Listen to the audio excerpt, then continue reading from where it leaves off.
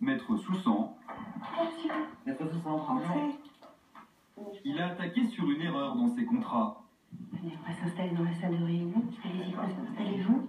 Elle concerne le fameux TEG, le taux effectif global du crédit, qui inclut le taux d'intérêt, mais aussi l'assurance et d'autres frais. Sa banque, la BNP, s'était trompée dans le calcul. Le TEG de 4,05% aurait en fait dû s'élever à 4,29%. Une erreur en sa faveur, qu'il a pourtant terrassé sa banque. En justice, après un an de procédure, Gérard a obtenu l'annulation des intérêts sur les deux prêts. On a pour l'un des deux prêts un gain qui est de 39 000 euros.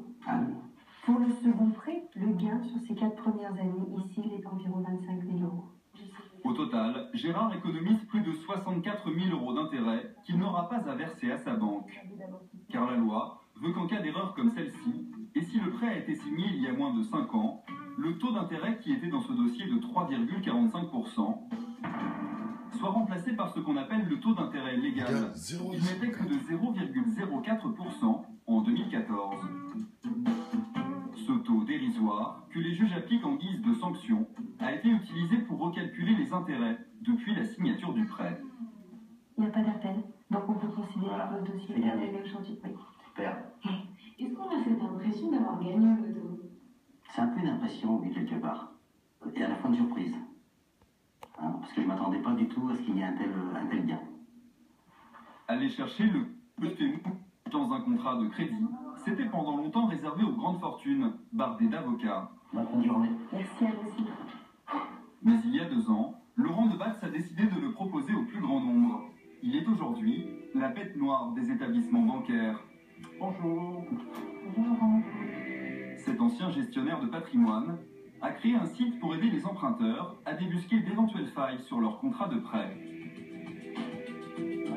Joël, on a reçu les dossiers du jour. Oui. On va retrouver en fait. Chaque jour, Laurent reçoit une dizaine de dossiers à examiner. Dans ce cas très précis, on voit qu'il nous a joint le contrat, les conditions générales, conditions particulières, la partie assurance, et on a le tableau d'amortissement. L'analyse coûte 95 €. Je prends un stabilo. Bien voilà. Laurent épluche les contrats avec son collaborateur. Ils partent à la pêche aux petites erreurs juridiques ou mathématiques. Et dernièrement, les 2 hommes en ont repéré une belle sur le dossier de Chloé, 30 ans. Madame Pierre. Bonjour. Bonjour. Enchantée. Enchanté. Tenez, entrez. Merci.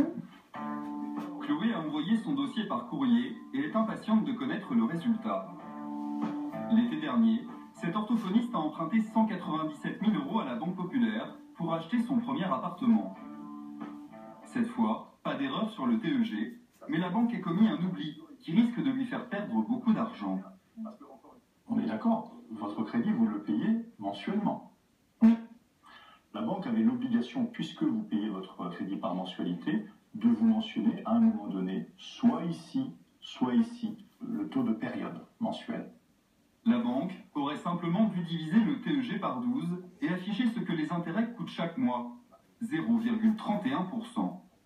Le coût de votre crédit, il est de 0,31% par mois. Et c'est ça qui aurait dû vous être communiqué. Et on ne vous donne pas cette information. Le fait de ne pas le respecter, la banque est fautive. La Banque Populaire pourrait être condamnée à annuler les intérêts et à appliquer le taux légal de 0,04% pour le prêt de Chloé. Combien je peux espérer gagner concrètement? Ça revient à pouvoir récupérer, dans le cas de ce crédit que vous venez de regarder, 56 000 € d'intérêt que vous ne payez pas. Les jugements, dans le cas qui vous concerne, dans le passé, ont tous, à 100%, été favorables aux consommateurs. Puisque Laurent de Batz lui garantit qu'elle va gagner son procès, Chloé va donc s'engager dans la procédure. Une démarche qu'elle envisage sans état d'âme. Pourquoi est-ce que eux on leur ferait des cadeaux alors qu'ils sont quand même pas les premiers à nous en faire à nous simples consommateurs, donc mais effectivement il y a quelque chose à récupérer, alors qu'ils sont en faute, ça serait dommage de ne pas essayer. Pour mener cette action en justice, Laurent va orienter Chloé vers un cabinet d'avocats partenaires. Ensemble, ils se partageront 20% des sommes obtenues en cas de victoire. Sincèrement, je pense que vous allez pouvoir demander le remboursement intégral de ces intérêts. En réaction à ces nouveaux procès, les banques auraient renforcé leurs services juridiques pour limiter les erreurs sur leurs contrats de prêts immobiliers. Un dossier sur deux pourrait être concerné. Il y aurait pour tous les emprunteurs de France plus de 80 milliards d'euros à récupérer. Cette question, à présent, quel est le rêve numéro 1 des Français? En troisième position, il s'agit de posséder une œuvre d'art. En deuxième position, une voiture d'exception. Et en haut du podium et de très très loin, le rêve ultime, c'est d'avoir sa propre maison.